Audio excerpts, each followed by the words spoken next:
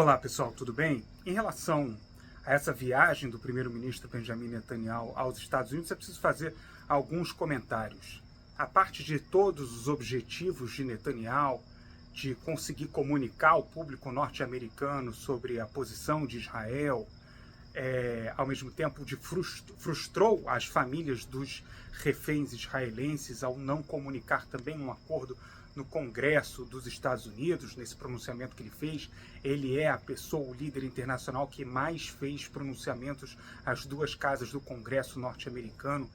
É a quarta vez que ele faz um pronunciamento dessa natureza e ele detém esse recorde.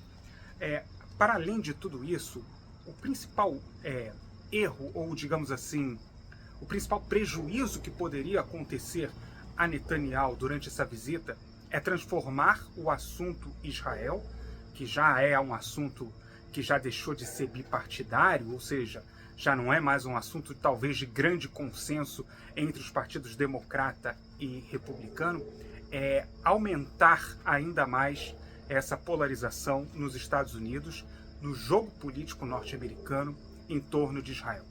E o risco aí está, ele corre um risco nesse momento na medida em que ele tem um encontro na sexta-feira com o ex-presidente Donald Trump. Por que ele corre esse risco?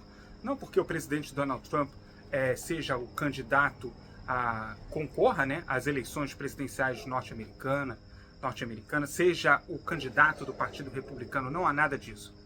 O problema para Netanyahu é que nos últimos 4 anos ele não se comunicou com o ex-presidente Donald Trump. O ex-presidente Donald Trump tem um ressentimento público, que ele comunica inclusive publicamente em comícios em relação a isso. Em 2021, o ex-presidente Donald Trump deu uma entrevista para o jornalista israelense Barak Ravid. Barak Ravid escreveu naquele momento um livro e conseguiu uma entrevista exclusiva com o ex-presidente Donald Trump, exclusiva porque durou horas essa entrevista com o ex-presidente Donald Trump. Em determinado momento surge o assunto Netanyahu. Num primeiro ponto, Trump comunica exatamente isso, que Bibi não o procurou mais, e ele xinga o primeiro-ministro Benjamin Netanyahu. Dane-se ele, mas usando uma palavra mais forte, que eu não posso usar por aqui. Na sequência, a frase de Donald Trump também indica que Donald Trump talvez possa pensar num caminho de dar uma resposta a Netanyahu.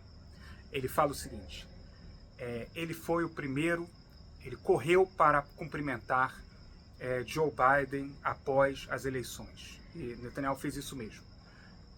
Como de costume, os líderes internacionais se comunicam com o vitorioso das eleições dos Estados Unidos.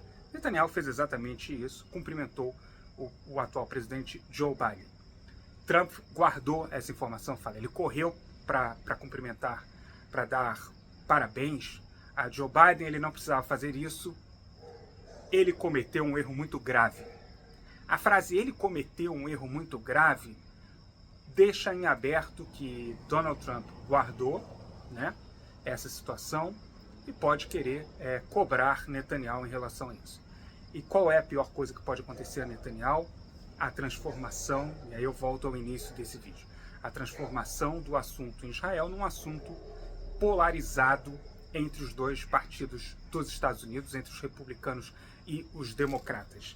Amanhã, sexta-feira, Donald Trump se encontra com o primeiro-ministro Benjamin Netanyahu. Netanyahu vai precisar ir à Flórida, a Mar-a-Lago, onde vive Trump. E Trump já disse o seguinte: Kamala Harris está fugindo de Israel, porque Kamala Harris não esteve presente no pronunciamento conjunto. Isso significa que Donald Trump pode usar o tema Israel para atacar a candidata, possível candidata, né? Deve ser a candidata, ainda não está confirmada do ponto de vista oficial, mas deve ser o caso, Kamala Harris, a candidata democrata. Ele pode atacá-la usando Israel. E esse é o pior saldo para Netanyahu numa viagem como essa. Transformar o assunto Israel num assunto de disputa entre republicanos e democratas. Porque, não apenas do ponto de vista óbvio, porque esse é um assunto que prejudica, esse é um caminho que prejudica Israel, né, do ponto de vista de suas relações com os Estados Unidos, mas porque também aqui internamente Netanyahu é acusado de ter se aliado durante o mandato de Donald Trump de uma forma tal próxima ao presidente Trump e ao Partido Republicano que teria levado o assunto Israel a ser uma espécie de assunto que pertence ao Partido Republicano, não ao Partido Democrata. Então, Netanyahu corre esse risco, mas ele não tem o que fazer. Foi ele que pediu esse encontro com o Donald Trump. Donald Trump não queria inicialmente um encontro como esse, mas acabou cedendo. Esse encontro, a princípio, não vai ser transmitido pela televisão, não vai haver câmeras. É possível que haja depois um registro em vídeo produzido até pela equipe de Donald Trump, pela equipe do primeiro-ministro Benjamin Netanyahu, mas do ponto de vista oficial, os jornalistas não podem, não terão acesso a essa conversa. E essa conversa deixa margem sobre o que poderá haver durante esse encontro entre essas duas lideranças. Donald Trump concorre agora à presidência dos Estados Unidos. Pesquisas mostram algumas que ele está na frente, outras pesquisas mostram um empate, enfim, é tudo processo muito inicial, até porque o nome de Kamala Harris acaba de surgir, então é difícil fazer esse mapeamento nesse momento. Há pesquisas agora, permanentemente nos Estados Unidos até o momento das eleições, em novembro, mas enfim, ele é um candidato forte, inclusive, a ocupar a Casa Branca. Netanyahu não procurou nos últimos 4 anos, e Donald Trump guardou isso dentro de si e comunica, aliás, com bastante frequência essa frustração em relação ao primeiro-ministro israelense. Essas eram as informações do vídeo de hoje, espero que vocês tenham gostado. Até a próxima, obrigado.